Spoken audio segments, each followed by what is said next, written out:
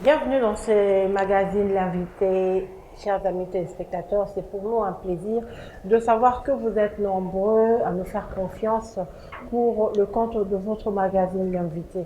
L'invité aujourd'hui, nous recevons pour vous, savez, nous en avons l'habitude de recevoir chacun de personnalités ou des personnes qui évoluent dans des secteurs différents. Alors aujourd'hui, nous avons reçu pour vous un monsieur, il va se présenter, je vais lui donner quand même l'honneur de se présenter. Il est venu de très loin pour apporter une pierre à l'édifice, comme on dit, un apport à la construction, la reconstruction de notre pays. Et voilà, nous sommes sur ce plateau avec monsieur Grady Demo, à qui je salue. Bonjour. C'est une brève présentation, mais j'aimerais que vous puissiez en vous-même vous présenter près des téléspectateurs, des gens qui vous regardent. C'est qui M. Grady Demo? Ok, M. Grady Demo, bon, je me présente. J'habite à Orléans, 1 heure de Paris. Donc je suis de profession garde du corps. Donc je fais des célébrités, des grandes personnalités internationales. Et je suis aussi directeur d'un centre de formation dans le domaine de la sécurité, comptabilité, management, administratif. Donc voilà un petit peu. Ça c'est M. Demo Grady. C'est M. Demo Grady. Avant de continuer, vous êtes garde du corps, Oui. de célébrités. Dites-moi d'abord, quelles sont les célébrités que vous avez déjà eu à assurer la sécurité? Ah, j'ai pu assurer la sécurité de Naomi Campbell, de la femme du concepteur de la marque Louis Vuitton, des grandes personnalités dont d'autres aussi ne veulent pas forcément qu'on dise leur nom. Je préfère rester aussi dans l'anonymat, mais il y a beaucoup de personnes qu'on a pu assurer la célébrité. Même du président Fali. Macron? Non, pas Macron. Tshisekedi. Tshisekedi. Tshisekedi, Félix, j'allais dire, j'ai dit Fali. Mais quand il est en France? Quand il était à Paris. Quand il était à Paris, ouais, il avait fait une grande conférence. Naomi Campbell, c'est quand il est à Paris? À Paris, alors? toujours à Paris, moi, pour l'instant à Paris, mais à l'international aussi, mais plus à Paris que j'œuvre, quoi, parce que j'ai pas mal de choses que je fais sur Paris même. Oui. Voilà. Alors aujourd'hui, qu'est-ce qui vous ramène au Congo? En parlant avec vous en coulisses, vous m'avez dit que c'est la première fois, certes, que vous êtes né ici, mais vous êtes parti très tôt, en tout cas enfant, mais c'est la première fois que vous reveniez. Alors vous revenez au Congo après plusieurs années. La motivation, c'est quoi? La motivation, la grosse motivation de ma venue au Congo, c'était parce que j'ai beaucoup de personnes qui sont sur Orléans, que je forme, qui apprécient beaucoup le travail que nous fournissons, qui nous ont fait part aussi de la problématique, pourquoi pas ramener ce que nous faisons au Congo. Donc pourquoi pas reproduire ce que nous faisons au Congo, donc c'est-à-dire la formation, donc emmener ce professionnalisme-là dans notre pays, parce qu'en France, là-bas, on a un grand centre de formation, on forme à peu près plus de 1000 élèves à l'année. Donc il y avait cette demande-là, et puis moi je me suis dit, bon, pourquoi ne pas moi-même aller sur place, voir, comprendre c'est quoi la problématique du Congo, comprendre c'est quoi les besoins, pour qu'on puisse répondre à certains besoins là où on peut.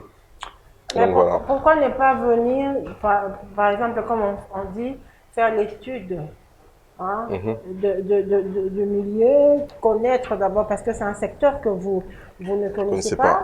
Comment vous vous fiez directement au dire de gens, en fait, les gens qui vous ont poussé à venir investir? Pourquoi ne pas en amont d'abord commencer à faire l'étude et puis vous venez directement vous lancer? C'est bien, c'est une très bonne question. Quelle certitude? L'étude, elle a été faite en amont.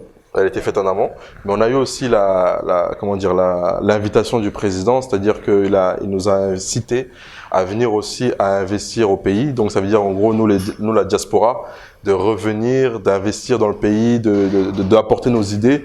Donc ça aussi c'était le gros point qui nous avait motivé aussi. Et donc ma première venue justement, c'était vraiment pour voir le terrain, faire l'étude, donc une étude terrain. Une étude terrain, donc on a prospecté, on marche tous les jours, etc.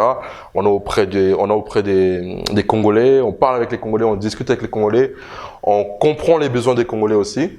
Et donc par rapport à ça, là on est en train directement là on a créé la fondation.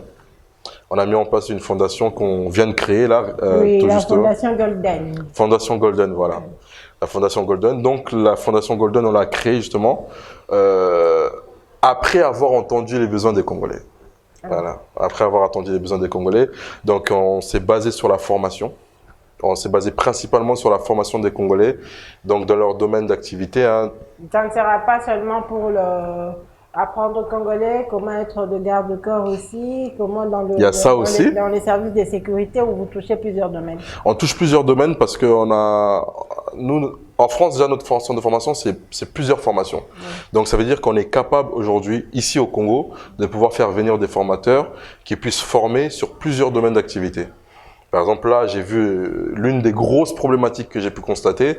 Je me suis assis au rond-point Willery, là-bas, là. Ouais. J'ai parlé avec les Wewa, ici, là. Donc, j'ai parlé avec beaucoup de Wewa. On a fait une petite conférence avec eux. Donc, ils ont une grosse problématique, c'est que j'ai vu, il y a beaucoup de manque de professionnalisme. Ça veut dire qu'ils sont livrés à eux-mêmes, en fait. Mais vous n'êtes pas d'abord étonné de voir, en fait, le nombre de motos qu'il y a, il y a difficulté de circuler à Kinshasa avec le Wewa, à la présence de Wewa. Mais maintenant, je suis étonné. Ce qui m'étonne plus, c'est l'embouteillage. Les Wewa, ils sont là pourquoi? Parce qu'ils répondent à un besoin.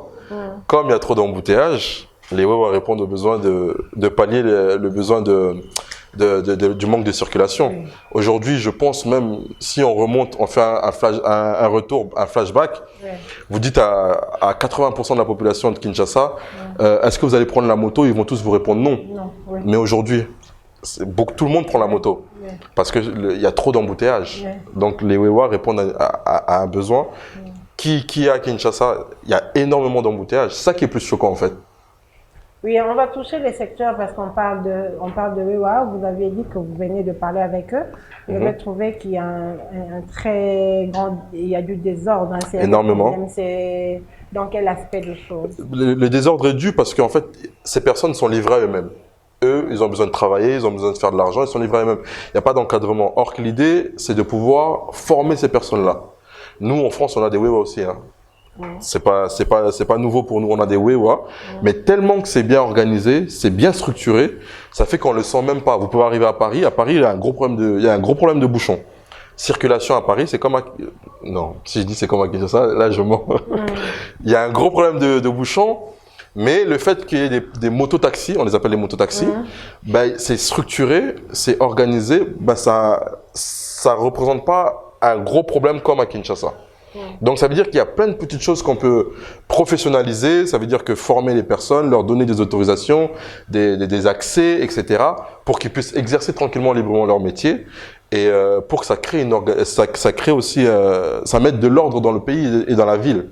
Aujourd'hui, par exemple, un client qui doit se déplacer à Kinshasa, il va mettre 1 heure dans les bouchons, 2 heures dans les bouchons, sachant que le temps passe vite, il n'a pas le temps de finir sa journée. Ici, la nuit, elle tombe à 18 h, donc les timings, il est très serré.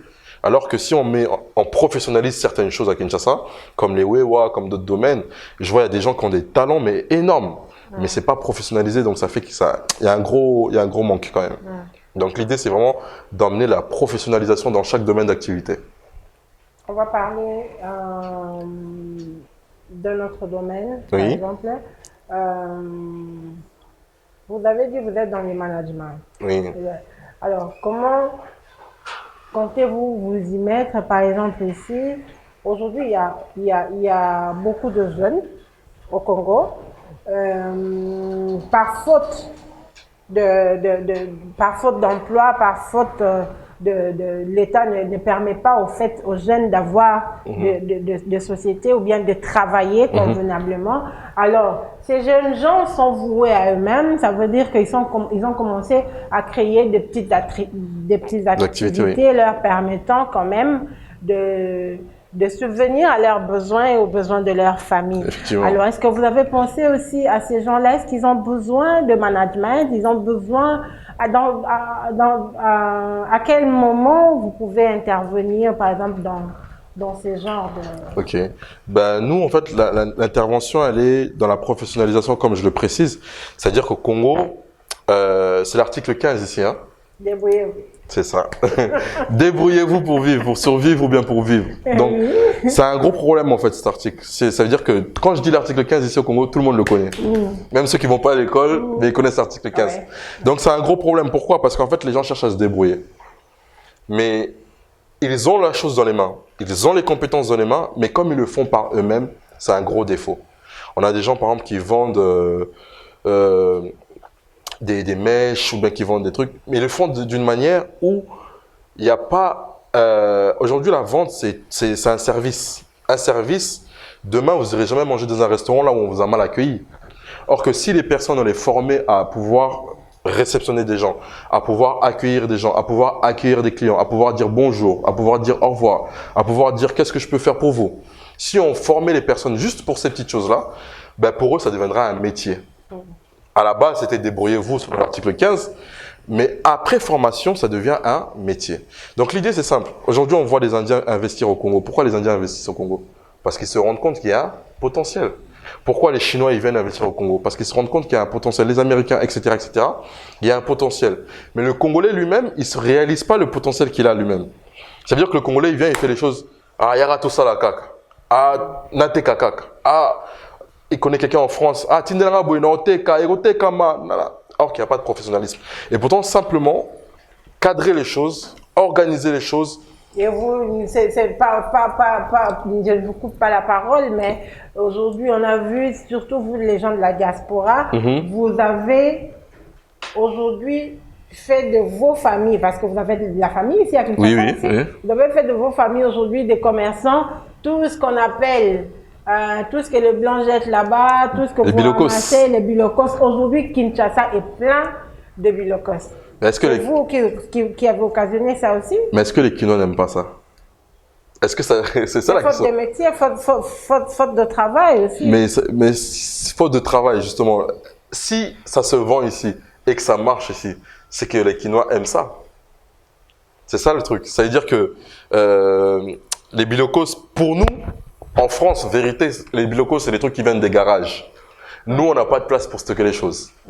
Nous, un truc, ça s'abîme, on le jette, on met dans le garage. Vous avez des garages dans vos maisons? Oui. On a des garages, ça veut dire qu'on stocke les choses dans les garages. C'est-à-dire qu'après, dès que le garage il est encombré, c'est là où ils mettent dans les conteneurs, ils viennent vendre. Mais s'ils arrivent à vendre ça ici, c'est qu'à un moment donné, le Congolais aime ça. Vous voyez, c'est qu'à un moment donné, le Congolais aime ça. C'est comme par exemple les faux médicaments. Si les étrangers arrivent à vendre les faux médicaments ici au Congo, Kinshasa, c'est qu'à un moment donné, le Congolais, quand il achète un médicament, on lui dit qu'ici, oh, est-ce que le Congolais il prend le temps de lire? C'est ça le problème du Congolais. On lui dit qu'ici, oh, ils sont allés boumou. Ah, personne n'a là. Nous, ça ne se passe pas comme ça. Nous, en Europe, même ton propre docteur, le médecin traitant, celui qui te traite tous les jours, s'il te dit prends tel médicament, on va voir, on vérifie. Est-ce que ce médicament-là, il est fiable? Est-ce que ce médicament-là, il est reconnu? Est-ce que ce médicament-là, il ne va pas causer des problèmes à la santé? Pourquoi aujourd'hui en France, ils ont dit, même s'ils ont dit que le médecin, le vaccin, il est fiable, Covid-19, tout ça, il y a des gens qui font la marche. Parce que la culture, pour nous, c'est de rechercher. Mais le Congolais, lui, il prend. C'est pas, ah, et ça là, oui.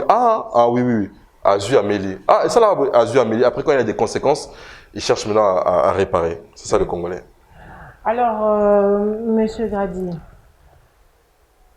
ça fait combien de temps que vous êtes là, que vous êtes à Kinshasa? À Kinshasa, ça fait déjà 2 semaines. Ça fait déjà 2 semaines. Mais tous les jours, je suis sur le terrain. Vous êtes sur le terrain tous les jours. Et avec l'implantation de la fondation, vous êtes à quel niveau? On a bien avancé sur le projet de la fondation. Ça veut dire qu'on n'attend plus que les documents administratifs qui vont bientôt sortir. Donc c'est ça qui va nous permettre, d'ici la semaine prochaine, on est opérationnel. Donc on a nos bureaux aussi qu'on a implantés vers Gombe. Donc là-bas, on va commencer à réceptionner les inscriptions, les personnes qui souhaitent se former. Et donc par rapport à ça, on va s'organiser pour faire descendre les formateurs qui viennent de l'Europe et qui vont former chaque personne selon les besoins, selon les demandes. Alors, aussi comme dans le bureau, parce que vous êtes aussi, on va vous appeler, vous êtes né ici, vous parlez lingala, on va continuer aussi. Pour Makamboye pour ça là, bateau yo, kolia et pas nabino, en tout cas il faut yo quand on peut vraiment bien la lingala. Alors, ça va se passer comment? Vous assurez vraiment ndenge otali configuration ya Kinshasa na système makambo yo liwe kwa na ngoni ba formation wala ba nini on assure que Ecosimba nyo c'est Simba na Angola Nzambe donc son Nzambe azali bosso Simba kaka donc l'idée est vraiment que surtout former mutu azu formation bien lobby à Salimba la moi Donc, pour Nabiso, l'idée est que nous avons une formation, à 5 ans d'études, 6 ans, 7 ans d'études, après à comment galérer, à comment tourner en rond, à comment ça qui correspond même pas à son activité. Non, non, non. L'idée, c'est du concret. Ça veut dire que Toye, nous avons une formation maximum 1 an. Okay. Maximum 1 an, c'est des formations courtes, ce n'est pas des 2 ans, 3 ans. Maximum 1 an. À lundi formation est bien, soit lundi formation est bien, on a des partenaires ici sur place, des partenaires fiables avec qui on travaille. À lundi formation est 1 an, basé sur l'entreprise. Alors, ici à Kinshasa, quand on parle de fondation, ONG, on sait que Mingi, Tokendekuna, va former Bissau Félé. Ça va se passer comment avec vous?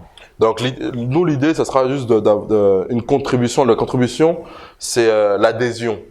Donc, quand tu es adhérent à la fondation, au foutu,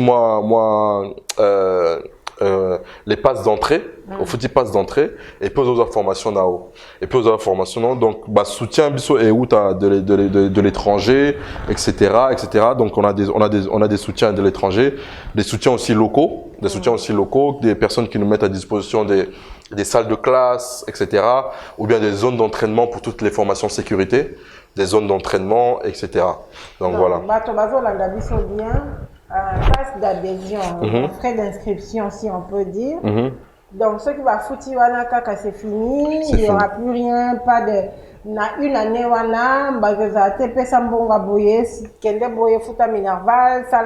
non. Les années école système à école il y a quinte. Biso école kuna ils ont la Minerval. Donc ils ont passe d'adhésion. On t'a foutu passe d'adhésion à l'année. Pendant que en Tanga, ça permet de payer les frais de déplacement, les frais de courant, etc., etc. Passe d'adhésion et futaka blokana. Mais biso tozo vraiment tozo chamaïl et na biso pour nos sunga congolais. Alors, Kosungawa congolais, vous avez dit, vous avez des partenaires.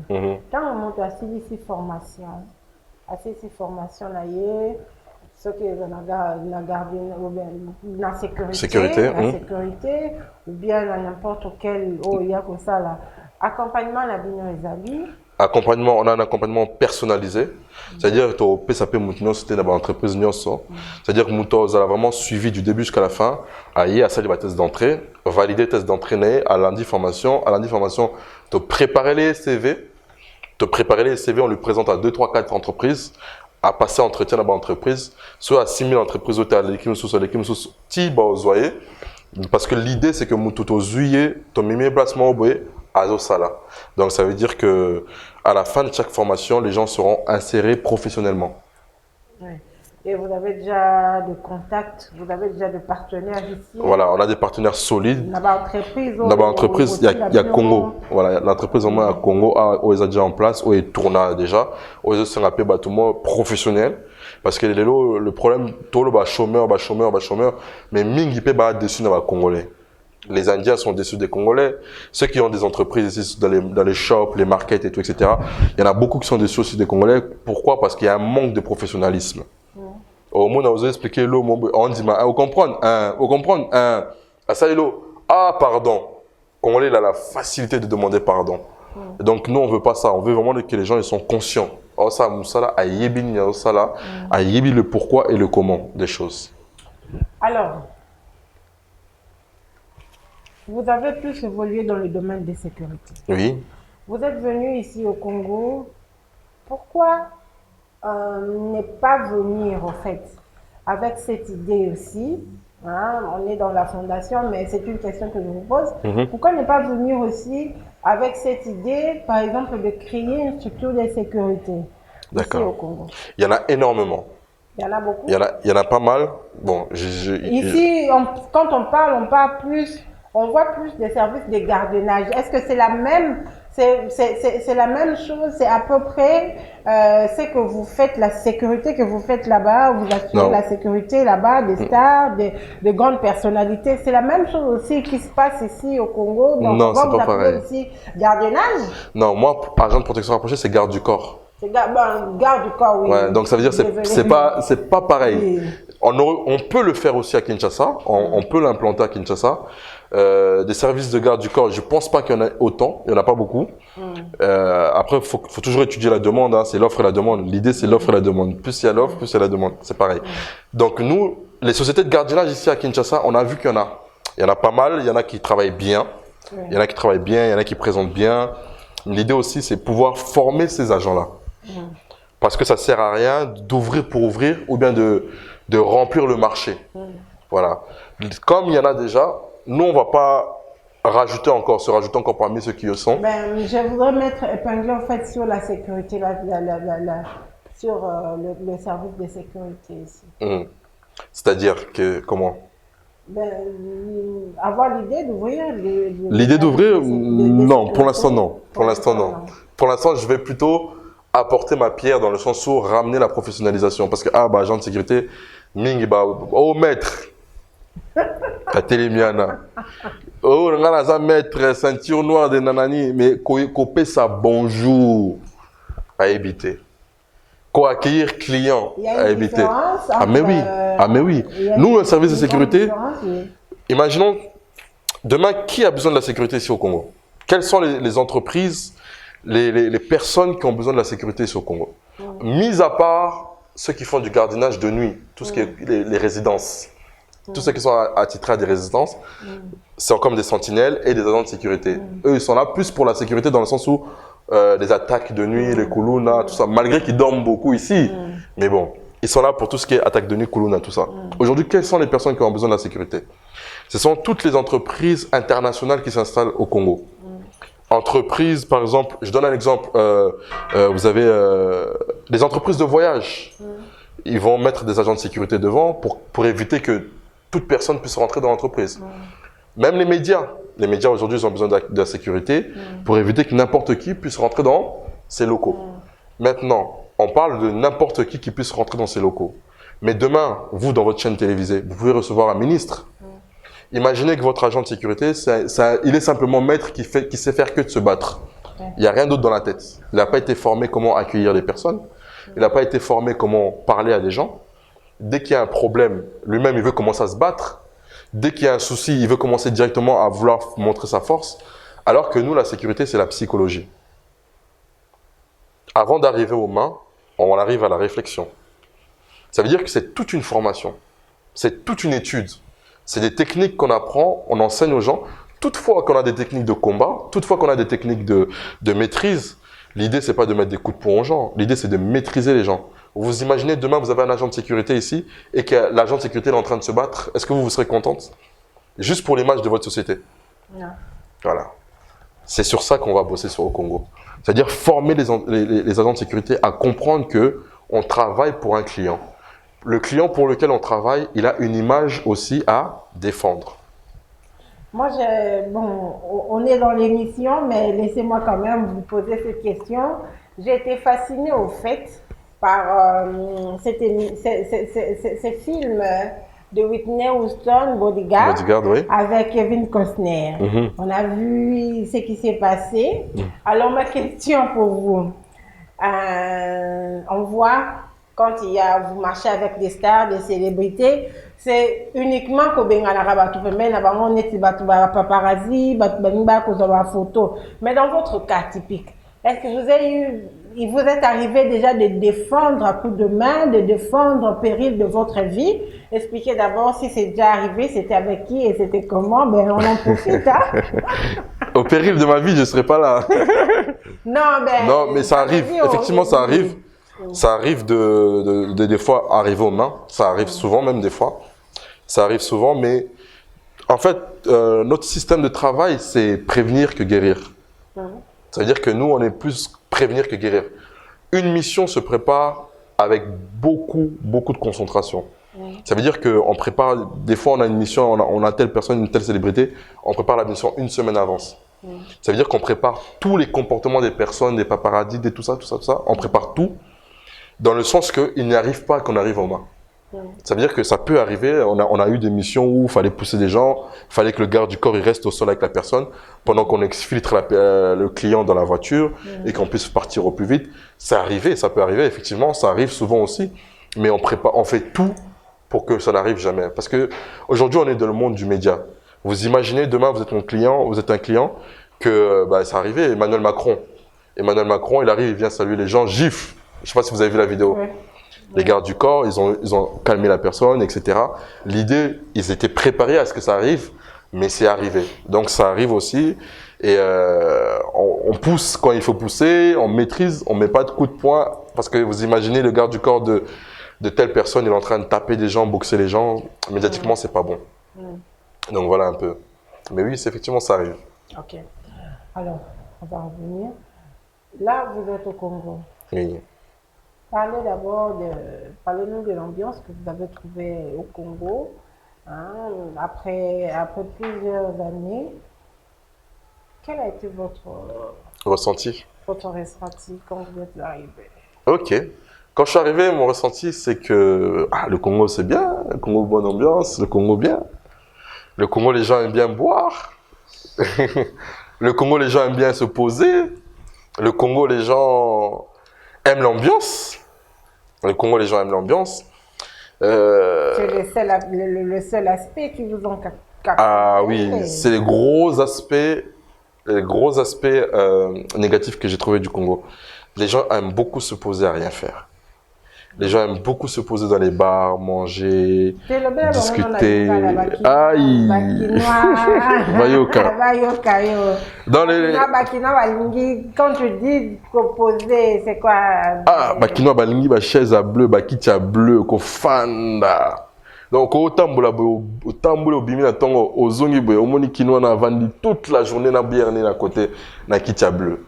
Donc problème vraiment na moun na kin tant na yé o esenga souci. Ezak bakinois balingi ko fanda trop, baza passif.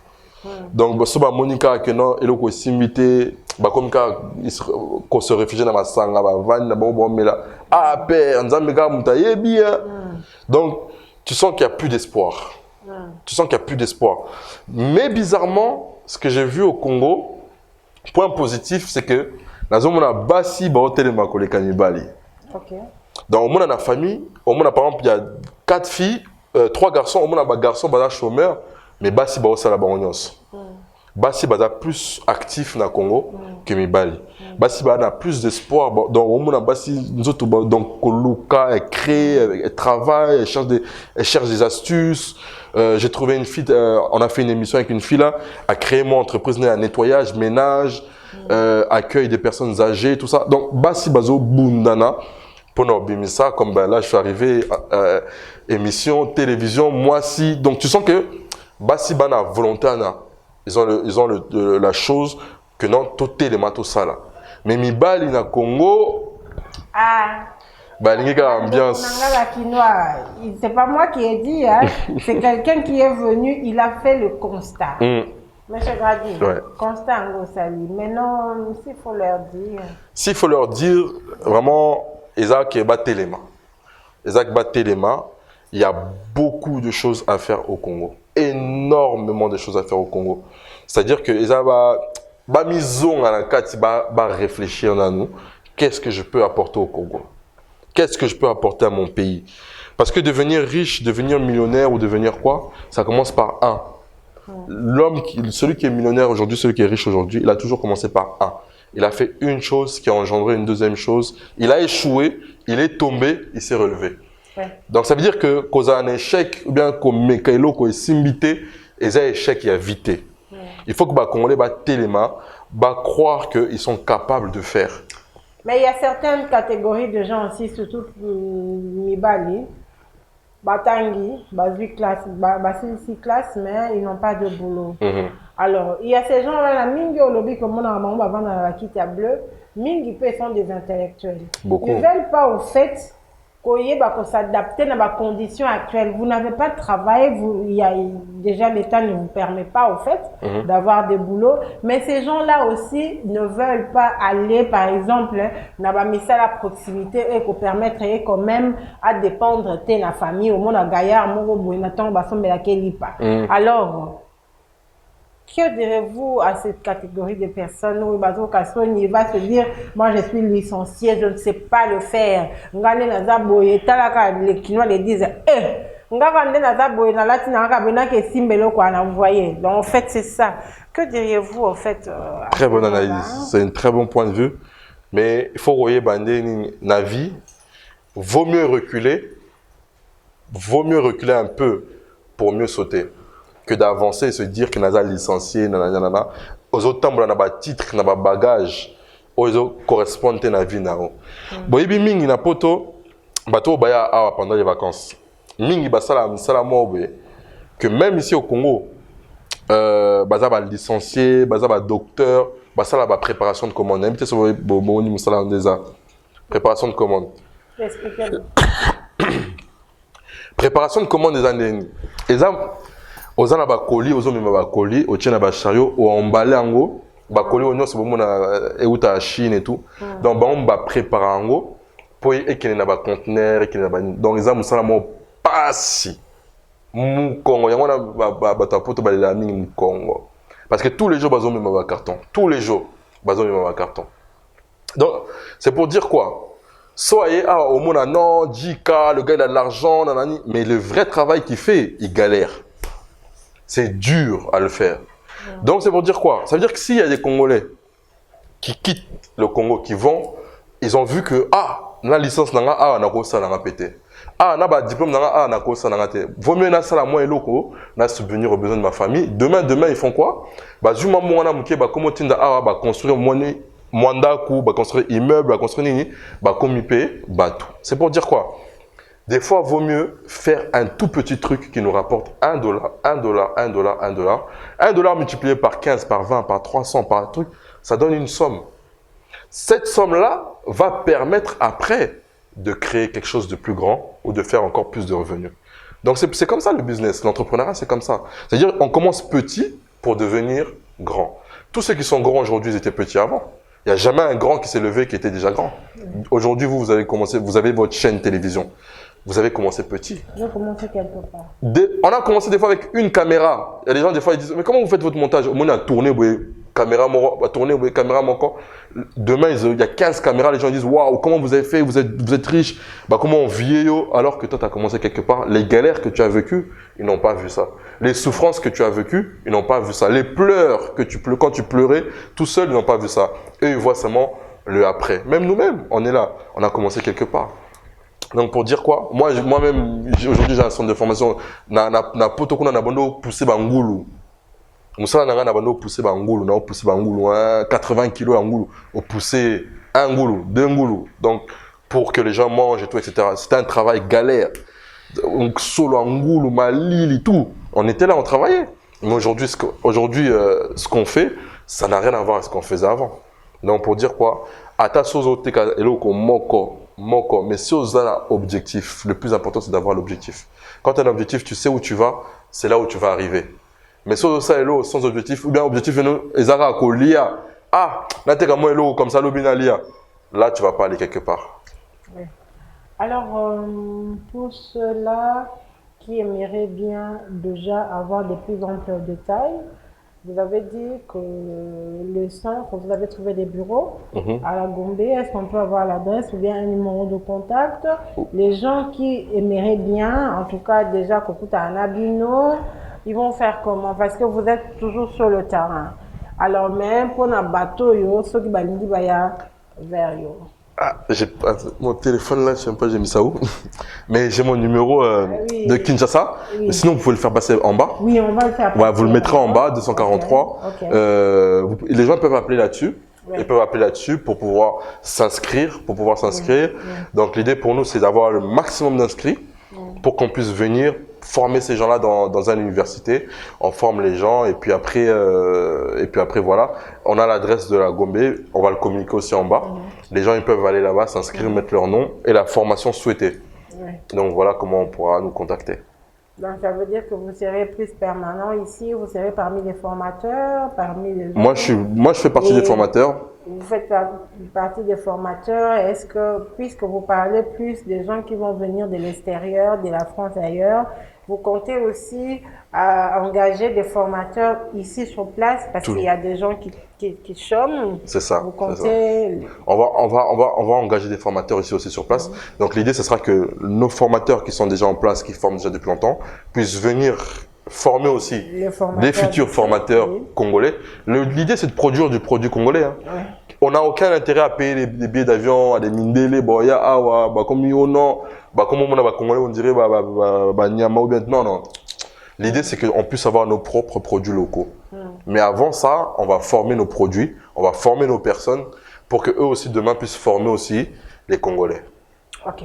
On va parler un peu, parce que moi j'aime bien quand je vous rencontre les gens de la diaspora sur mon plateau, que je parle un peu par rapport à cet effet de diaspora. Il y a beaucoup de gens, aujourd'hui, pour investir dans Mboka, mais la diaspora est belle, est-ce que vous avez des associations comme ça? Vous réfléchissez au fait comment on voit par rapport à d'autres pays, certaines diasporas qui sont très organisées au fait pour essayer d'aider quand même le pays. Est-ce que vous avez des structures, des associations ou bien vous avez des moments où vous vous réunissez en train de penser quand même positivement de la RDC par rapport qui n'a rien à voir avec l'image que nous avons des gens de la diaspora par rapport à la haine qu'ils ont vis-à-vis du Congo. Effectivement, moi, en France, j'ai une association, ça fait plus de 6 ans qu'on œuvre, on aide beaucoup les familles. On aide beaucoup de familles. Ça veut dire qu'on on prend des produits alimentaires, on distribue à des familles qui sont dans le besoin. Donc des Français, des Sénégalais, des Congolais. On a au moins plus d'une centaine de familles, on les aide. Ça fait 6 ans qu'on fait ça. Ça fait 6 ans qu'on fait ça. Donc on travaille déjà dans le milieu associatif. Maintenant, nous, l'idée, pourquoi le Congo? C'était parce que on fait beaucoup d'actions déjà dans notre pays en France.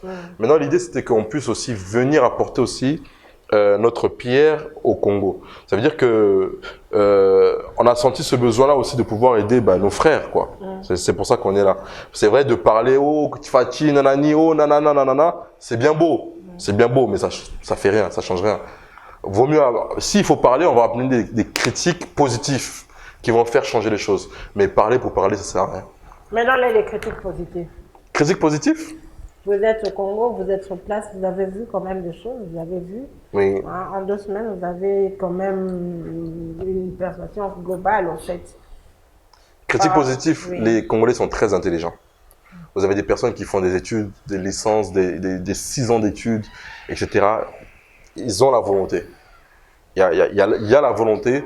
Il y a la volonté. On voit aussi certaines routes qui sont faites, qui sont propres, qui sont agréables. On voit qu'il y a une volonté qui est là. Comme critique positive, il y a vraiment une volonté. Il y a un besoin. On sent que les gens sont motivés. Quand tu leur parles d'un projet, les gens sont motivés. On sent qu'il y a cette volonté.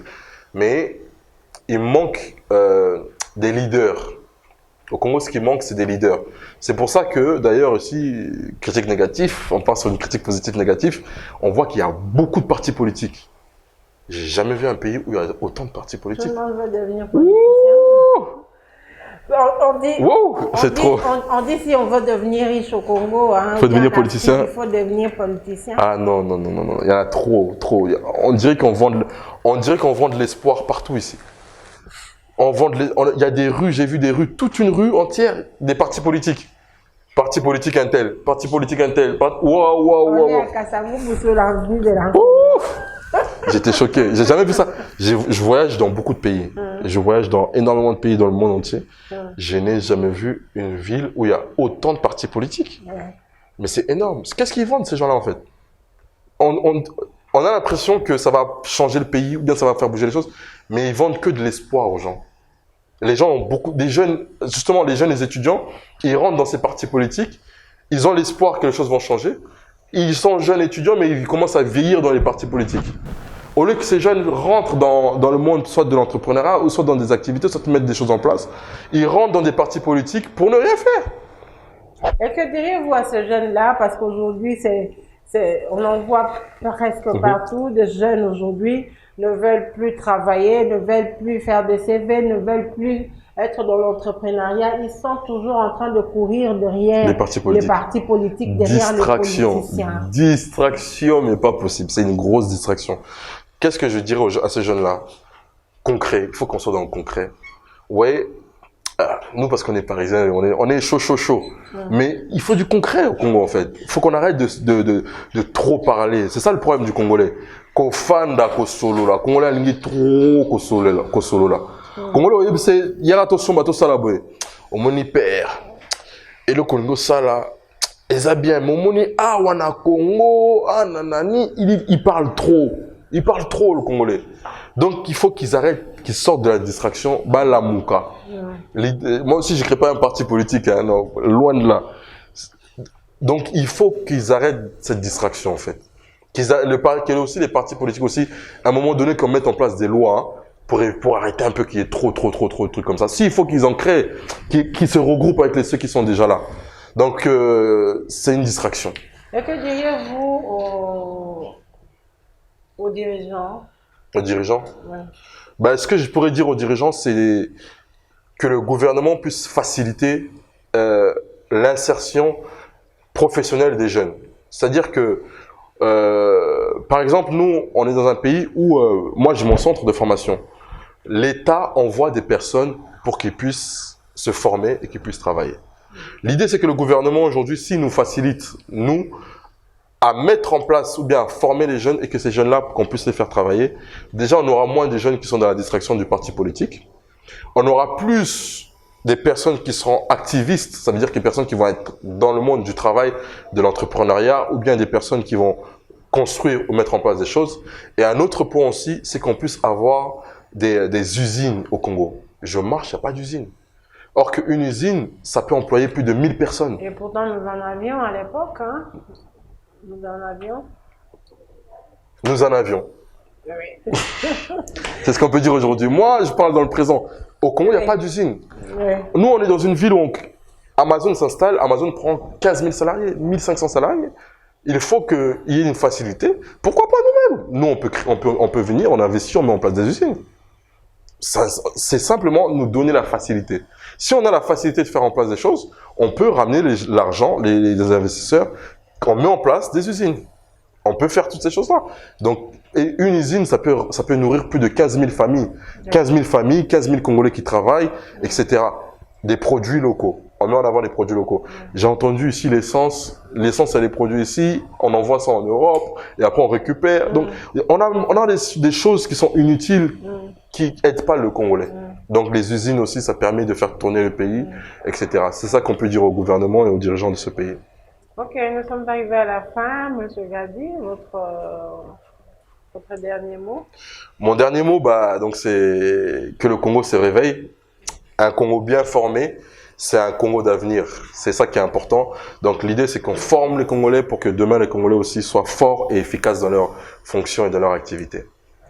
Voilà, merci d'avoir répondu à notre invitation. Chers téléspectateurs, Nabandi Boilandi Naboke Nyonso, Monsieur Gadi Alobi, en tout cas, on va dire bon vent à votre fondation. En tout cas, ça permettra aussi aux Quinois de comprendre, d'avoir le professionnalisme dans tout ce qu'ils font. Merci de nous avoir prêté attention. On se retrouve prochainement pour un nouveau numéro. D'ici là, restez branchés sur votre chaîne. Au revoir.